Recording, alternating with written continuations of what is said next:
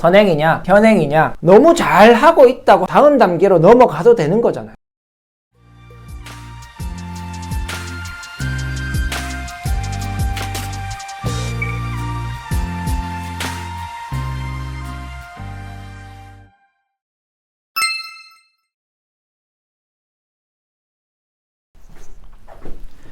안녕하세요, 안현선생입니다. 오늘은 수학 실력이 올라가는 원리에 대해서 좀 말씀을 드리려고 합니다. 매 시즌마다 제가 영상을 찍고 있는데 시즌 6 시작해서 안 찍었기 때문에 오늘 영상을 준비했습니다. 보신 분들도 계실 거고 안 보신 분들도 계실 텐데 어쨌든 필요한 부분이라 생각해서 영상을 준비했습니다. 수학 실력이 올라가는 원리를 알면 공부 방향을 정확하게 정할 수가 있어요. 그러니까 원리에 대해서 제대로 이해하지 않은 상태로 소문만 쫓아가다 보면 나중에 시간이 지났을 때 시간을 날렸거나 전혀 아이한테 도움이 안 되는 그런 학습을 하게 되는 경우가 발생하기 때문에 수학 실력이 어떻게 공부하는 게 맞는지를 우리 학부모들께서 알고 계시면 우리 아이한테 더 좋은 그런 학습을 이제 시킬 수 있습니다. 이끌 수가 있는 거죠. 그래서 오늘 영상을 준비했습니다. 실력이 올라가는 원리, 수학이지만, 제 채널이 수학이지만, 사실 모든 공부가 같은 원리입니다. 그래서 수학 실력을 올리기 위해서 학원을 그렇게 많이 보내고 하는데, 학원을 보내고 과외를 하고 인강을 듣고 하잖아요. 그래서 선행도 하고 현행도 하고 많이 하잖아요. 근데 사실 선행이냐 현행이냐, 실력이 좋은 아이를 보니까 선행을 많이 했더라. 그래서 선행을 미리부터 많이 하고, 그죠? 아니면 현행을 많이 하고 여러 가지 방법, 현행 심화를 막 어려운 문제집을 막 풀도록 하잖아요. 그죠?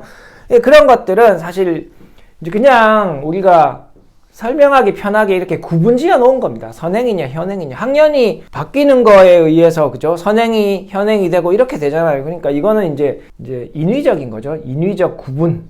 선행이냐 현행이냐 혹은 후행이냐, 이런 구분은 사실 이 원리와 상관없습니다. 그래서 실력이 올라가는 원리를 한마디로 축약해서 설명하면 모르는 것을 알게, 이 모르는 것, 몰랐던 것을 알게 되었을 때 실력이 올라가는 겁니다. 그러면 이제 어떤 아이의 실력이 이렇게 이제 여기가 100이고 여기가 0이잖아요. 그러면 어떤 아이들은, 그죠? 모르는 것을 알게 하는 거, 이거 전체를 모르긴 하지만 앞에 거를 모르니까, 그죠? 지나온 것을 제대로 모를 때는 후행이라도 해야 되는 거예요. 그죠? 지나온 것을 모르면 후행을 하는 거고, 지금 학교에서 배우는 것을 모르면, 제대로 못하고 있으면, 어려운 문제를 못 풀고 있으면, 그러면 현행을 열심히 해야 되는 거고, 지금 배우고 있는 부분을 너무 잘하고 있다고 하면 다음 단계로 넘어가도 되는 거잖아요. 그러면 그 행위가 선행이 되는 겁니다. 그러니까 선행을 해서 실력을 올린다, 후행을 해서 실력을 올린다, 현행을 해서 실력을 올린다, 이런 구분은 인위적인 거니까 그게 아니라 모르는 것을 알게 하는 방법으로 실력을 올린다라고 이렇게 마음속에 가지고 계시면, 그러면 우리 아이가 지금 뭐가 필요한지 이렇게 관찰하면 어떤 게 필요한지 보일 거예요. 물론 학군지냐 아니냐에 따라 혼선이 있을 수 있죠. 그러니까 기준을 잡기가 힘들 수 있는데, 그럴 때는 테스트를 치라는 겁니다. 레벨 테스트를 학원에 가서 치던가 제가 하는 홈 테스트를 치시던가, 잘 판단하셔가지고 실력을 확인할 수 있는 테스트를 쳐보는 게 가장 좋은 방법입니다. 아이들 여러 번 말씀드리지만 아이들 문제집에 동그라미 쳐 있는 걸 가지고 우리 아이의 실력을 판단하지 마세요. 오류가 있습니다. 그래서 첫 번째, 실력이 올라가는 원리는 선행, 현행, 후행의 문제가 아니라 어떤 것을 했기 때문에 실력이 올라가더라, 어떤 것을 안 해서 실력이 안 올라갔다, 그게 아니고 모르는 것을 아는 방향으로 수업을 진행하지 않았기 때문에, 모르는 상태로 진도를 쭉 나가던가, 그죠? 그런 상태로 진행을 했기 때문에 시간이 지났을 때도 실력이 안 올라가는 겁니다. 혹은 맞는 과정을 했지만, 맞는 과정을 한다고 수업을 들었다고 해서 아이가 그걸 알차게 해주는 건 아니잖아. 아닐 수 있잖아요. 그죠? 저도 학원에서 필요한 부분을 아이들한테 가르치고 있지만, 그 같은 반에서도 어떤 아이는 쑥 치고 올라가는 아이가 있고 어떤 아이는 그렇게 되지 않는 아이도 있습니다. 어떤 아이는 숙제를 열심히 해오고 복습도 열심히 하니까 수학 실력이 올라가는데 어떤 아이는 숙제도 대충 해오고 그죠? 그러면 실력이 안 올라가겠죠. 그러니까 근데 이제 그거는 맞는 과정을 택했을 때 이야기고 맞지 않는 과정을 택했다고 하면 훨씬 힘들어지는 겁니다. 그러니까 적어도 이 기준은 우리 아이한테 필요한 과정을 공부할 수 있도록 하는데 이제 핵심적인 내용인 거죠. 자, 그러면 이런 모르는 것을 알게 하는 건 언제부터 시작돼야 되냐? 당연히 수학 공부 이야기하는 거니까 수학을 시작할 때, 뭐 초등학교 저학년이 됐든 미취학일 때든 어쨌든 수학 공부를 시작한다면 제일 필요한 게 그죠? 이 모르는 걸 알게 하는 방향입니다. 그러면 여러분들이 아는 쉬운 말은 오답을 하는 겁니다. 오답에 대한 건 제가 3번에서 이야기할 텐데 여러분들이 쉽게 이야기하는 오답 관리를 철저하게 하는 것부터가 시작입니다. 이런 걸 안 한 상태로 학년이 올라가서 뭐 중학생이 되고 고등학생이 되면 그러면 쌓이는 게 별로 없거든요. 그러면 수학을 잘 못하게 되거나 수학 실력이 더디게 오르고 있는 상황이죠. 그래서 제가 이제 4단계 수학 공부를 계속 말씀드리고 있는데 2023년도 6월에 나온 제 책 수학 공부의 정석 여기에도 이제 강조를 했었던 내용인데 수학 공부의 정석 진짜 좋은 책인데 여러분들 출판사에 전화해 보니까 아직 재고가 있다고 하니까 여러분들 수학 공부 궁금하시면 한번 구입해 보시면 정말 도움이 될 거라고 생각합니다. 자, 4단계 학습법이 뭐냐? 저희 학원에 오는 아이들은 저희는 상담 선생님이 없거든요. 그래서 제가 100% 상담을 하는데 등록하게 되는 모든 학생에게 이 어떻게 공부하자, 이렇게 공부하자, 이렇게 공부해야 된다라고 100% 알려주고 있습니다. 근데 실천하는 학생은 적어요. 왜냐하면 수학 시작할 때부터 그렇게 공부하지 않았고 최근까지도 그렇게 우리 하지 않았기 때문에 태도가 잘 변하지 않죠. 그죠? 이 관성이 있어가지고 하던 대로 하던 태도가 있기 때문에 초등학교 고학년들 저희 학원은 6학년 학생부터 있는데 초등학교 고학년쯤 되면 이 태도가 고정되어 있기 때문에 쉽게 변하지는 않습니다. 근데 그래도 열심히 하겠다는 학생한테 이렇게 열심히 하고 있는 학생인데 방향이 잘못된 경우라면 방향을 잘 수정해주면 학습 효과가 확실하게 나거든요. 그래서 4단계 학습을 말씀드리는데 이 4단계 학습이 뭐냐? 결국 오답을 어떻게 하느냐인데 우리가 수학 실력이 올라간다. 제가 지금 설명드리는 건 제가 아이들한테 설명해주는 그대로를 여기에 그려가면서 설명을 해보겠습니다. 어떤 이제 김이라는 학생이 현재 실력이 0에서 뭐 최대치가 100이라고 하면 A 위치에 실력을 가지고 있다고 하면 이 김이라는 학생은 쉬운 문제는 맞힐 수 있는 겁니다. 이렇게. 그리고 이 A 지점을 통과하는 순간 점점 어려워지는 것 다 못 풀게 되죠. 그럼 여기서 중요한 거는 이렇게 동그라미 친 거 있잖아요. 이 동그라미 친 거는 혼자 풀어서 맞힌 겁니다. 여기는 혼자 풀어서는 못 맞히는 거예요. 제가 문제집의 정답률을 보지 말라고 하는 거는 문제집의 동그라미는 혼자 풀지 않았을 가능성이 있다는 거예요. 보고 풀었거나 물어서 풀었거나 같이 풀었거나 이런 것들이 섞여 있는데 거기에 동그라미가 적혀 있다고 해서 그걸 학생 혼자 다 풀어냈다고 볼 수 없죠. 그래서 테스트를 쳐보라고 말씀드리는 겁니다. 자, 그러면 이 학생이 만약에 공부를 똑바로 해서 실력이 올랐다.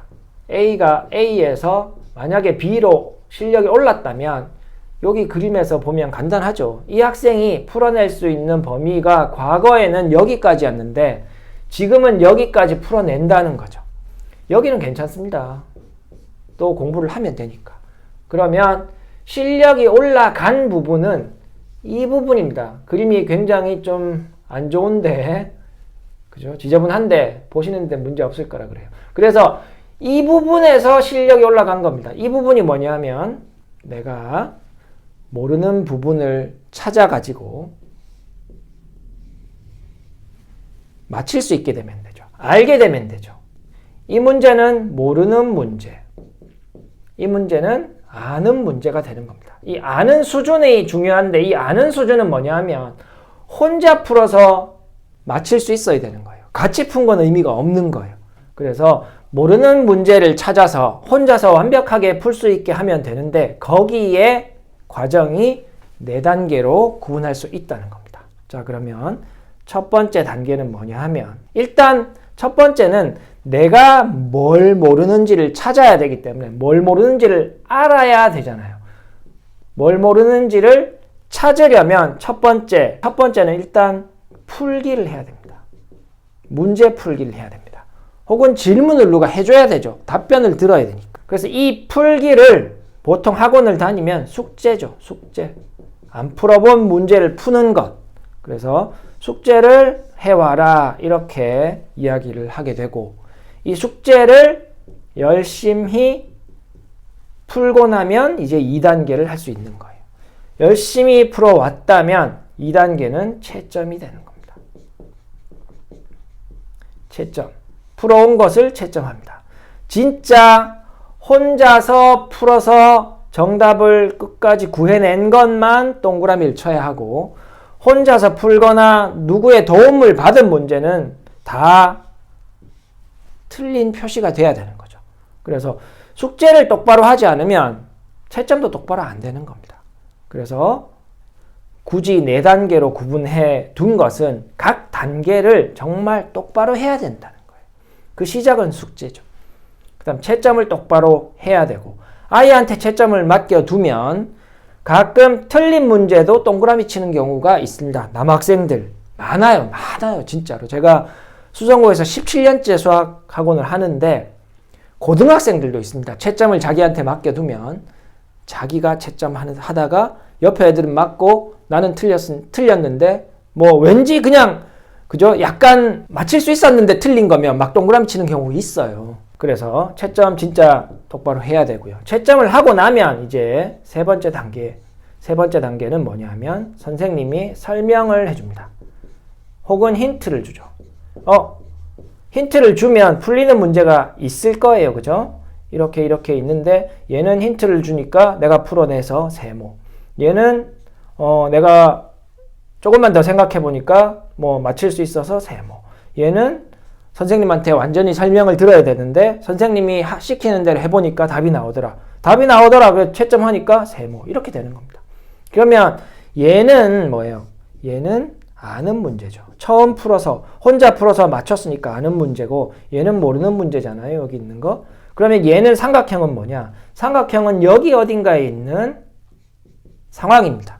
이 틀린 문제가 아는 문제로 가는 도중 어딘가에 있는 건데 이쪽에 가까운 거예요.